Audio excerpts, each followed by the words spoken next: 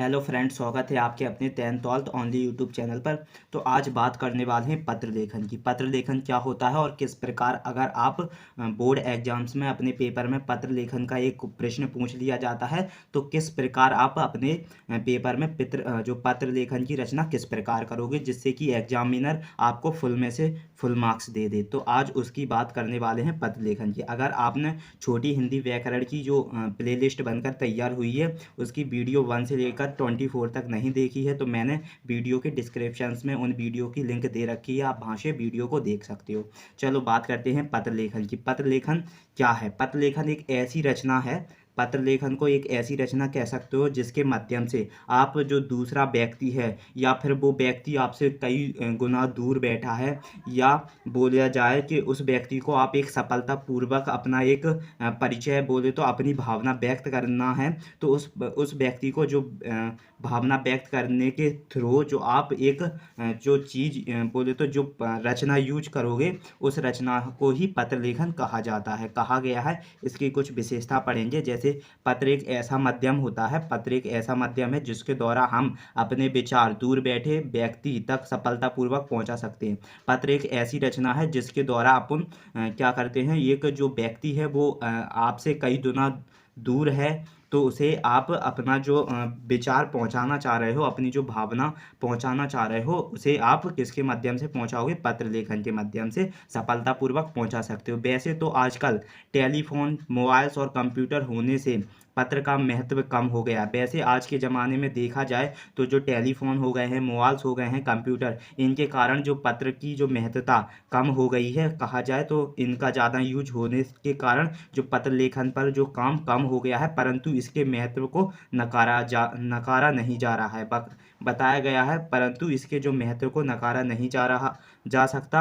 आप भी विद्यालय के प्रधानाचार्य और सरकारी कार्यालयों और तथा विभिन्न अधिकारियों को अपनी समस्याओं से अवगत कराने के लिए पत्र लेखन की आवश्यकता पड़ती है। बताया गया है कि जो आज के ज़माने में टेलीफोन्स, मोबाइल जैसी इन चीज़ों का भी यूज होने लगा है, जिसके कारण जो पत्र लेखन का जो रचना व्यक्त करते थे उस पर काम कम हो गया है। लेकिन आज भी देखा जाए तो जो विद्यालय हुए और जो प्रधानाचार्य, सरकारी जो दफ्तर हुए, अधिकारी हुए उन्हें अपनी जो समस्या व्यक्त करने के लिए आज ही पत्र लेखन की आवश्यकता होती है।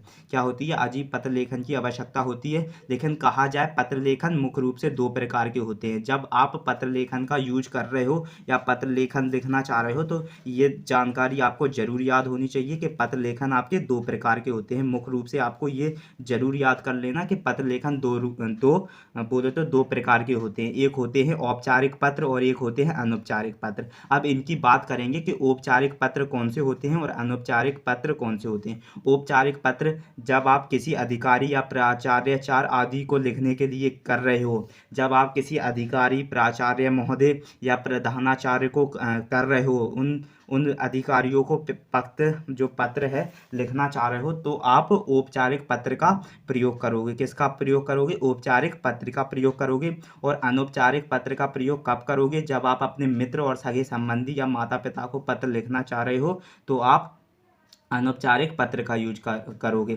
बताया जा सकता है मुख्य रूप से इन चीज़ों का ध्यान देने वाली बात है कि पत्र दो प्रकार के होते हैं। मुख्य रूप से जो पत्र होते हैं वो दो प्रकार के होते हैं। एक होता है औपचारिक पत्र और एक होता है अनौपचारिक पत्र। औपचारिक पत्र का आप कब प्रयोग कर सकते हो? जब आपको किसी अधिकारी या किसी प्रधानाचार्य महोदय, कहा जाए जब आप किसी सरकारी दफ्तर में जाना चाह रहे हो, सरकारी दफ्तर में औपचारिक पत्र का आप यूज कर सकते हो। कहा जाए तो औपचारिक पत्र की रचना करके उसे अपने भाव को, विचार को व्यक्त कर सकते हो। और अनौपचारिक पत्र का यूज कब करते हो? जब आप किसी मित्र या अपने जो संबंधी, दोस्त या माता पिता, भाई बहनों को पत्र लिखना चाह रहे हो, तब आप अनौपचारिक पत्र का, बोले जाए तो अनौपचारिक पत्र में अपनी जो विचार, भावना रचित करके इसका अनौपचारिक पत्र का यूज कर सकते हो। अब बात करेंगे कि जो पत्र लिखने की कुछ बातों पर ध्यान देना है आपको। पत्र किस प्रकार लिखें जिससे कि आपका जो एग्जामिनर है वो आपको पूरे में से पूरे मार्क्स दे दे, क्योंकि पत्र लिखने की भी एक कला होती है। अगर आप उस कला को नहीं जानते तो शायद आपके जो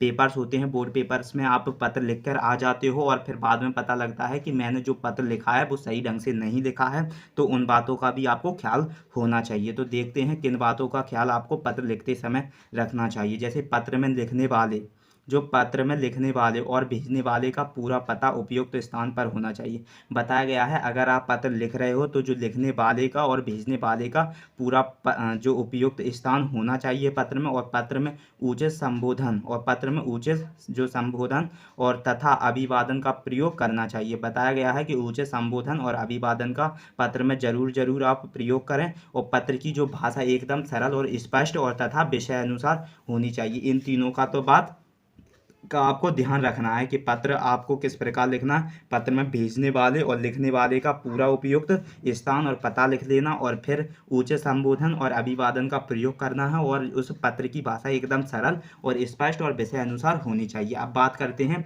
एक पत्र मैंने लिख रखा है, आपको दोनों पत्र की बताऊंगा, उसके उदाहरण भी बता दूंगा कि औपचारिक पत्र कौन से होते हैं, अनौपचारिक पत्र कौन से होते हैं। ये तो आपको पता चल गया होगा कि औपचारिक पत्र जब आप किसी सरकारी दफ्तर में लिखने वाले जो पत्र अपने विचार व्यक्त कर रहे हो तब बोले तो औपचारिक पत्र का इस्तेमाल कर सकते हो, और अनौपचारिक पत्र का इस्तेमाल जब कर सकते हो जब आप किसी सगे संबंधी भाई बहनों को लिख रहे हो पत्र, तो आप अनौपचारिक पत्र का यूज करोगे। तो मैं सबसे पहले आपको औपचारिक पत्र बता देता हूँ। ये जो लिख रखा है ये आपका औपचारिक पत्र। औपचारिक पत्र क्या होते हैं, जब आप किसी अधिकारी को लिख रहे होगे तो आपको इस प्रकार लिखना है। सबसे पहले हेडिंग पढ़ते हैं, इसका प्रश्न क्या कह रहा है, अपने विद्यालय के प्रधानाचार्य को अवकाश हेतु पत्र लिखो। बताया गया है कि अपने जो प्रधानाचार्य हैं और उनको अवकाश हेतु पत्र लिखना है। तो इसमें क्या लिखा है कि जो प्रधानाचार्य को अवकाश हेतु पत्र लिखना है, तो जो प्रधानाचार्य है, तो आपने प्रश्न में पढ़ा कि जो प्रधानाचार्य हैं एक सरकारी दफ्तर भी हो सकते हैं, इसलिए आप औपचारिक पत्र का यूज करोगे। किसका यूज करोगे, औपचारिक पत्र का यूज करोगे। औपचारिक पत्र का यूज क्यों करने वाले हो, क्योंकि मुझे पता है औपचारिक पत्र किसी अधिकारी या किसी प्रधानाचार्य या किसी प्रधान मोदी के लिए लिखा जाता है। तो औपचारिक पत्र कुछ इस प्रकार होता है, जो सेवा में जब आप लिखोगे तो सेवा में आप जो पेज के साइड बैठे होंगे तो पेज के बाईं तरफ आप सेवा में लिखोगे। क्या लिखोगे, जो आपका ये पेज है ये आपको दिख रहा होगा, जब आप किसी पेज की रचना करने वाले होंगे तो आपके बोले तो मुंह के फेस के सामने आपके एक पेज होगा, और पेज का जब राइट हैंड होगा वो राइट साइड होगा, जैसे ये पत्र है और पत्र के इस वाले साइड आपका क्या है, एक राइट हैंड होगा और इस साइड आपका लेफ्ट हैंड होगा। तो इन बातों का भी आपको ध्यान रखना है कि जहां पर लेफ्ट हैंड है वो बोले तो आपकी बाईं ओर है, लेफ्ट हैंड है वो बाईं ओर है, तो बाईं ओर आपको सेवा में लिखना है और श्रीमान प्रधानाचार्य जी लिखना है, और जो विद्यालय का नाम है वो लिखना है। आपका जो विद्यालय हो उसका नाम लिखना है, केंद्र विद्यालय जनकपुरी है और नई दिल्ली, जो आपका राज्य है उसका नाम लिखना है, और विषय किस विषय के ऊपर लिख रहे हो इसे भी आपको लिखना है। जैसे कि विषय 3 दिन का अवकाश हेतु, आपको किस विषय पर लिखना है, 3 दिन के अवकाश हेतु इस पत्र की रचना करना है। तो मैंने बता दिया है ये प्रधानाचार्य को लिखना है, इसलिए अपन औपचारिक पत्र का प्रयोग करेंगे। किसका प्रयोग करेंगे, औपचारिक पत्र का प्रयोग करने वाले हैं, क्योंकि इसमें प्रधानाचार्य लिखा है। और मैंने ये भी बता दिया लिखने का तरीका कैसा होना चाहिए, जो सेवा में है वो आपको बाईं ओर लिखना है, पर पेज के बोले तो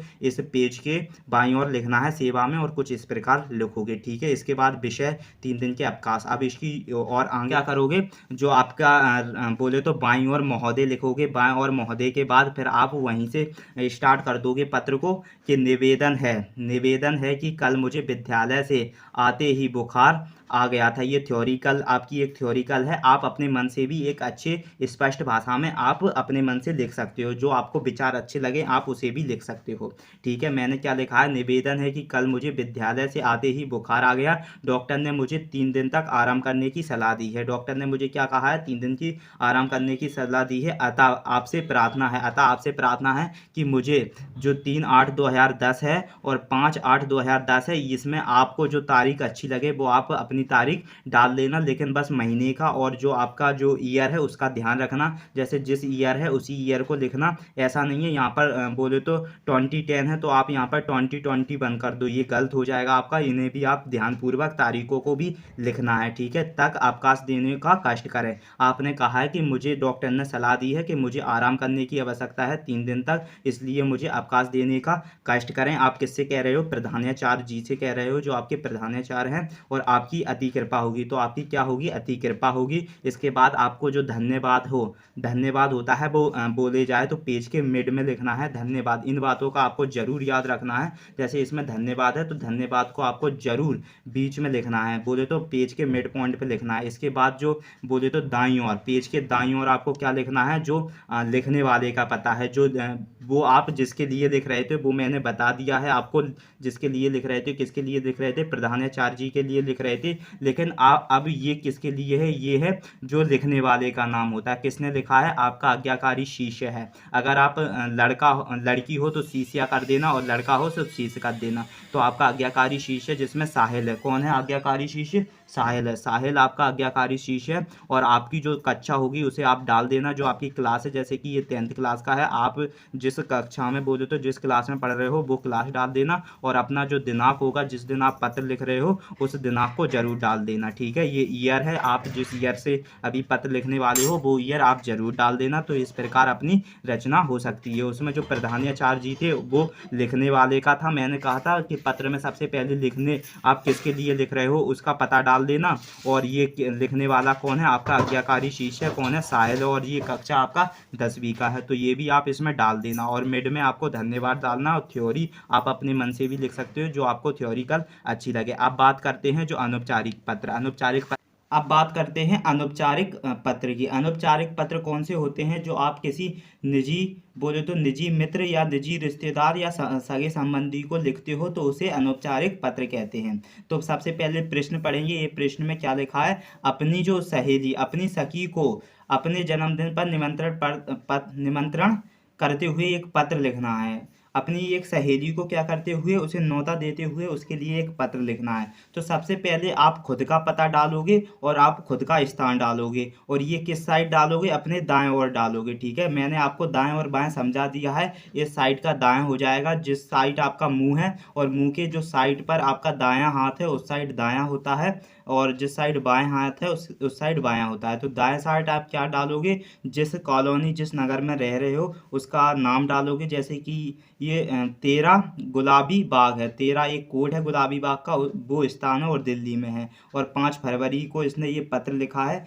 जिस दिन पत्र लिखो उस तारीख को डाल देना। और 2020-21 जो आपका बोले तो ईयर चल रहा है वो आप ईयर डाल देना। फिर लिखना है आपको प्रिय सखी नितिका, ये आपको बाएं ओर लिखना है। जो प्रिय सखी नितिका को आपको बाएं ओर लिखना है। और सस्नेह नमस्कार भी आपको बाएं ओर लिखना है। फिर आप जो पत्र में लिखना चाहते हो वो अपने बोले तो अपनी भावनाओं को व्यक्त करके आप लिख सकते हो। जैसे उसने क्या लिखा है? तुम्हें यह जानकर प्रसन्नता होगी कि हर वर्ष की भांति इस वर्ष भी मेरा जन्मदिन 15 फरवरी को धूमधाम से मना रही हूँ। बताया जो सहेली है, अपनी सहेली जो बता रही है, अपनी प्रिय सहेली नितिका को कहना चाह रही है। जो पत्र लिख रहा है वो लड़की कहना चाह रही है कि जो प्रिय मेरी जो सहेली है उसे यह पता होना चाहिए कि मेरा जन्मदिन 15 फरवरी को हर साल की तरह इस बार भी धूमधाम से मनाया जा रहा है, या मैं उस जन्मदिन को मना रही हूँ। इस अवसर पर मैंने अपनी सभी सहेली को बुलाया है, और इस अवसर पर मैंने सभी सहेली को बुलाया है। तुम भी मेरे जन्मदिन पर जरूर जरूर आना। और उसने कहा है कि तुम भी मेरे जन्मदिन पर जरूर जरूर आना। तुम्हारे आने से मुझे बेहद प्रसन्नता होगी। तुम सुबह 9 बजे तक आ जाना। तुम सुबह 9 बजे तक आ जाना। आप भी इसमें अपनी जो समय है उसे व्यक्त जरूर करना, और अपनी जो डेट है उसे भी जरूर व्यक्त करना। और 10 बजे हवन होगा। 9 बजे वो 1 बजे प्रतिभोज तथा सायकाल केक काटने का कार्यक्रम होगा। इसने बताया है कि जो 9 बजे क्या होगा? आप 9 बजे आ जाना। जो प्रिय सहेली नितिका है वो 9 बजे आने को उससे विनम्र कर रही है, क्योंकि 10 बजे हवन होगा और 1 बजे जो प्रतिभोज बोले तो खाना वगैरह होगा 1 बजे से, और सायकाल बोले तो शाम को केक कटेगा। और मेरी ओर से अपने माता पिता को प्रणाम कहना। और जो लिखने वाली सहेली है वो कह रही है मेरी ओर से अपने माता पिता को क्या कहना? प्रणाम कहना, नमस्कार कहना। क्योंकि तुम्हारी सखी, जो तुम्हारी सखी है वो कौन है? प्रियांशी है, तुम्हारी सखी।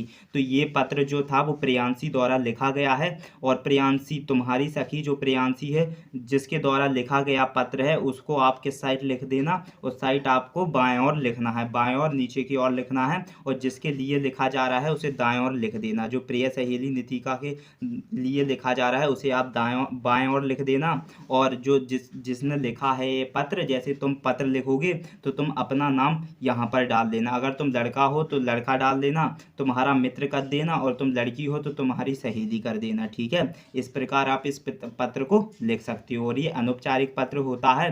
अनौपचारिक पत्र ऐसे पत्र होते हैं जो किसी निजी संबंधी, जैसे कि इसने अपनी जो प्रिय सखी किसी नितिका को लिखा है, तो ऐसे पत्र अनौपचारिक पत्र वह पत्र होते हैं जो अपनी निजी संबंधी या रिश्तेदारों को लिखा जाने वाला पत्र अनौपचारिक पत्र होता है। तो ये आपके अनौपचारिक और औपचारिक पत्र थे। अनौपचारिक और औपचारिक पत्र कौन से होते हैं? औपचारिक पत्र वह पत्र होते हैं जो अधिकारी या प्रधानाचार्य आदि को लिखे जाने पत्र को औपचारिक पत्र कहते हैं, और अनौपचारिक पत्र जब आप किसी निजी सगे संबंधी माता पिता को लिखते हैं तो उसे अनौपचारिक पत्र कहते हैं। और किस प्रकार लिखा जाता है वो मैंने बता दिया है। दाएं बाएं जो पेज का लिखने का जो क्रम है वो भी मैंने आपको बताया दिया है। तो आई होप आपको ये सब समझ में आ गया होगा, पत्र लेखन किस प्रकार लिख सकते हो। तो इस प्रकार अगर पत्र आप अपने एग्जाम में लिख के आओगे तो मुझे पता है कि आपके जो एग्जामिनर है, बोले तो जो आपके अध्यापक हैं, वो कभी भी आपके नंबर नहीं काटेंगे। आपको जितने नंबर का पत्र दे दिया है उतने नंबर पूरे में से पूरे नंबर दे दिए जाएंगे। तो आई होप आपको पत्र लेखन की विधि समझ में आ गई होगी। अगर आप चैनल पर नए हो तो चैनल को जरूर सब्सक्राइब करें।